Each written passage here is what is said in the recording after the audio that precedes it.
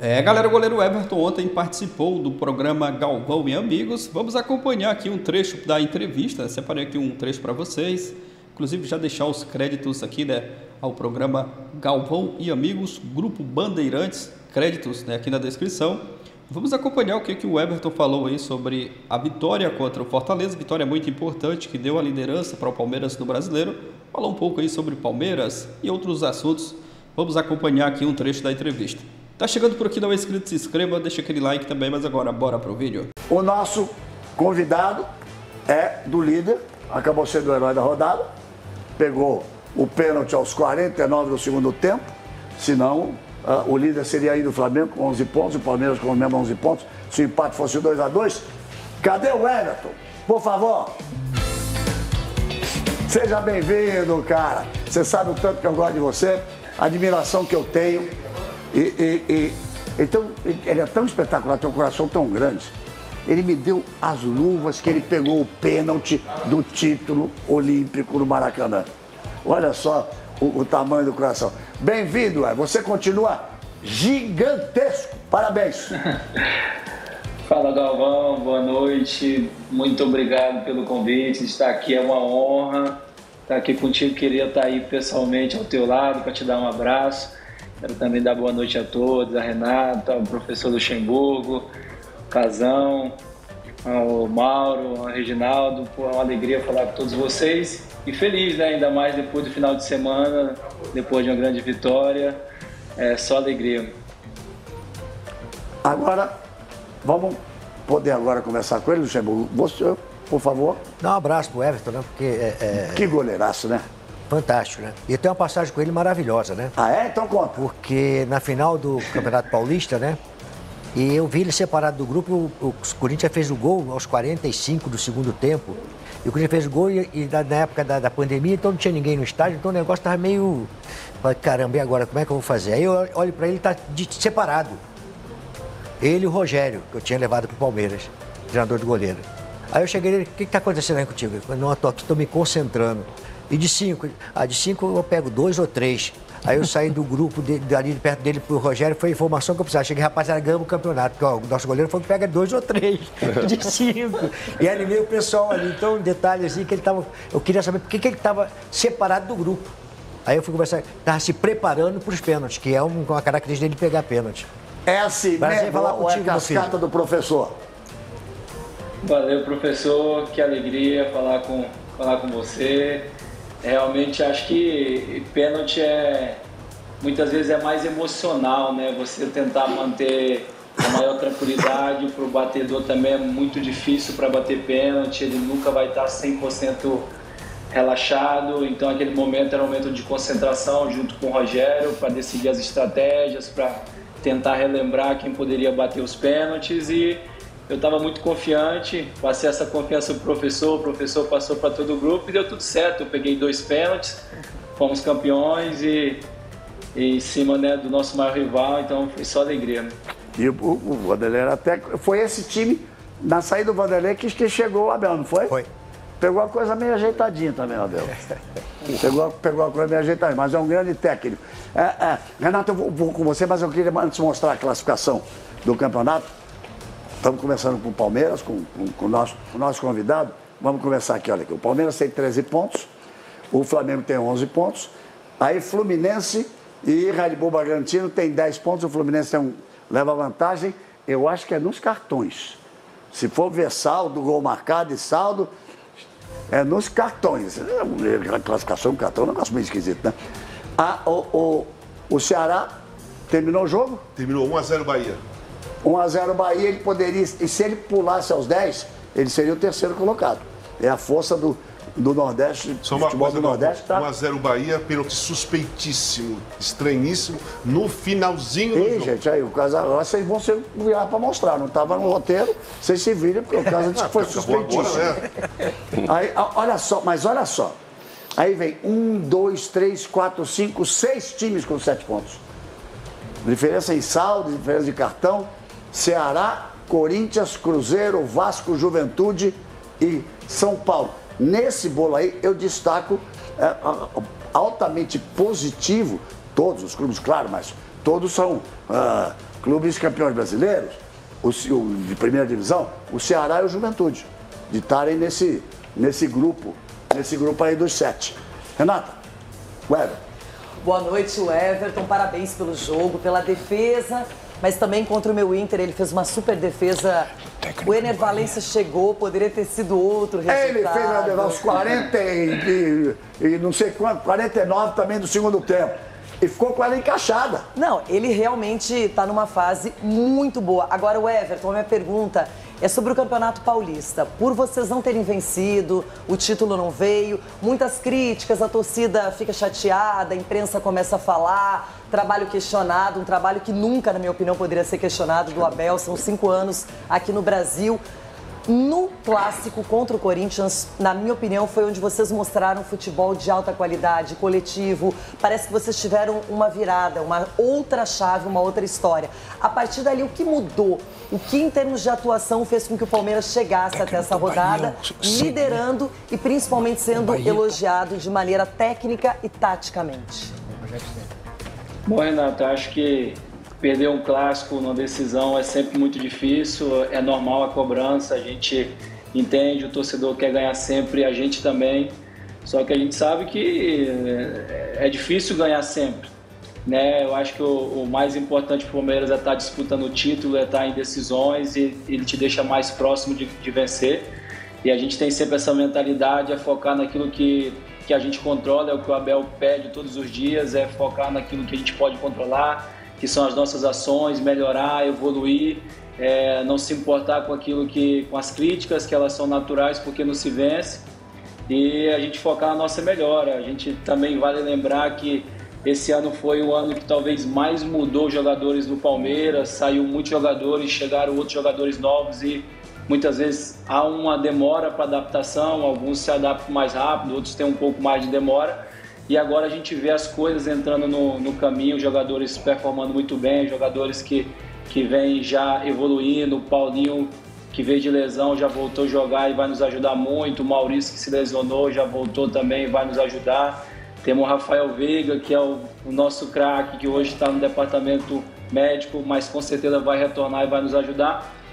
Então, assim, além de tudo isso, há uma competitividade muito grande entre a gente, porque são grandes jogadores que seriam titulares em qualquer equipe do Brasil. Então gera uma competitividade entre a gente e acho que quem ganha é o Palmeiras, que é um time sempre muito forte. Bom, eu quero mostrar, mas não coloque agora não, por favor. A defesa dele no pênalti, a defesa do pênalti no Maracanã, no tão sonhado título olímpico. Você sabe que tem mais um pênalti nessa história, né? Como é que é? Tem mais um pênalti decisivo nessa história. Ele já deu um sorrisinho. Então fala você, né? Passar mandar, pode falar você. Fala, Everton, beleza? O terceiro pênalti foi contra o Botafogo há 2 anos atrás. Estava 3-1 pro Botafogo. Verdade. Pênalti. O Tiquinho Soares foi chutar, era o 4º gol, matava o jogo, ele pegou e o Palmeiras virou o jogo e o Palmeiras foi campeão. Verdade. Então são 3 pênaltis de muito peso. Também queria falar o seguinte, que nós fizemos a final olímpica, né? 16. Acho que foi no sábado, né, Galvão? Sábado. Foi no sábado, foi no sábado. Domingo de manhã eu estava num programa com ele lá no estúdio lá, com a medalha. Era um esporte espetacular, eu acho que era domingo de manhã. Eu estava lá com ele, vi a medalha, dei os parabéns para ele. Eu queria perguntar para ele o seguinte, 2 coisinhas rápidas. Uma ontem, o pênalti, você sente que o atacante, quando é um pênalti aos 49 do segundo tempo, ele só tem a perder e a cabeça dele está cheia de dúvida e vocês ficam demorando bebendo água, joga água para trás, agacha e tal, para colocar mais dúvida na cabeça dele? Porque quanto mais tempo tem para bater o pênalti, mais o cara fica pensando onde ele vai bater. Você batia pênalti? Batia no pênalti, Corinthians. Eu vi. Você batia pênalti, Vanderlei? Eu como? Não jogava? Você que falou agora, hein? Não fui eu. Você que falou. Só para concluir, se ele pensa nisso, pelo menos pensou nisso ontem, e a outra coisa a Copa do Mundo é ano que vem, né? Falta um ano. Vamos deixar essa mais para frente? Eu quero mostrar os lances do pênalti. Que eu ia perguntar se ele tá... porque a disputa, para mim, a disputa de goleiro tá aberta. Então. Tá aberta, e ele tá dentro. Né? Eu quero saber se sente igual aos outros que estão lá de fora, porque eu vejo que às vezes tem muita preferência. Quando o goleiro brasileiro tá bem pra caramba e o lá de fora tá bem pra caramba, os caras convocam de fora, não convoca daqui. Mas é ser com qualquer jogador. Mas sim, mas goleiro é diferente, goleiros são menos, né? Goleiros são menos disputas, são mais. E 3 goleiros só. Os jogadores são 23. Você pensa nisso? Tanto no atacante como nessa seleção? Deixa eu só, antes de você falar, dizer uma coisa. Isso que o Casa falou, eu vi tua declaração do pênalti de ontem, falou assim, não, tem que perturbar a cabeça deles mesmo, eu perturbo mesmo. Eu faço pra perturbar. É por aí? Ô Casão, obrigado aí pela tua pergunta, pelo teu comentário. Cara, óbvio que é difícil agora eu falar de estratégia, porque cada momento é diferente, mas óbvio que quanto mais tempo demora, aos 48, 49 do segundo tempo, é muito mais tensão para o batedor, ele quer tentar resolver logo o problema, e quanto mais demora, vai tomar uma água, tu tenta enrolar, deixar ele mais tenso, mais nervoso. Aos 49, a responsabilidade maior, sem dúvida nenhuma, é do atacante. Ele tem que converter o pênalti, então o goleiro tentar manter a concentração, tentar induzir, tentar apontar para onde ele vai bater, para tentar mexer com ele. E foi o que eu fiz ali, eu estava bem tranquilo e muito confiante que poderia dar essa vitória para o Palmeiras e consegui. Em relação à tua pergunta sobre a seleção, cara, eu nunca me senti... Assim, eu acho que todos os goleiros que estão na seleção, eles estão por mérito, eles estão porque fazem um grande trabalho. A gente vê o Alisson e o Ederson performar em alto nível há muitos anos na Europa, em grandes clubes, como o Bento, que vem surgindo agora, como também está surgindo outros grandes goleiros aqui no Brasil também, com potencial de seleção brasileira. E eu sou mais um que estou lutando. Acho que a minha função é sempre estar em alto nível, estar jogando em alto nível, que acho que sempre me dá condição de pensar em Copa, ainda mais falando em Copa, praticamente um ano para a Copa, é muito próximo e tudo pode acontecer.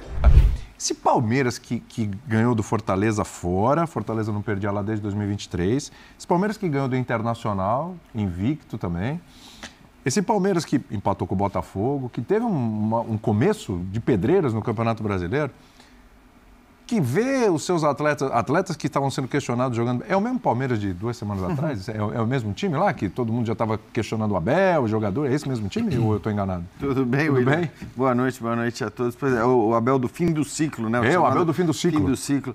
Cara, assim, a gente vive nessa rotina no futebol brasileiro querendo determinar fins de ciclos de treinadores, de jogadores. Sempre do outro, né? É sempre do outro. O fim do ciclo do outro é algo que se costuma... E muitas vezes o próprio torcedor faz esse movimento, né? Eu acho que, assim como a gente não podia usar um campeonato estadual, né?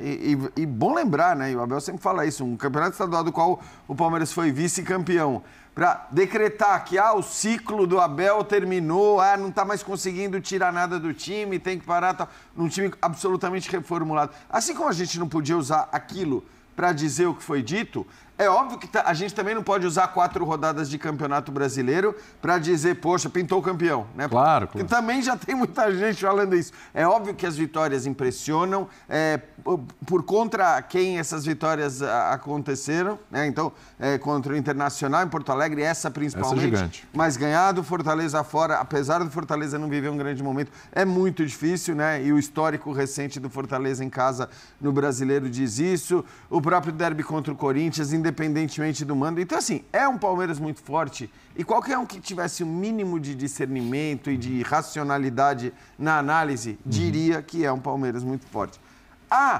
É um Palmeiras mais forte do que o Flamengo, porque agora já pinta isso.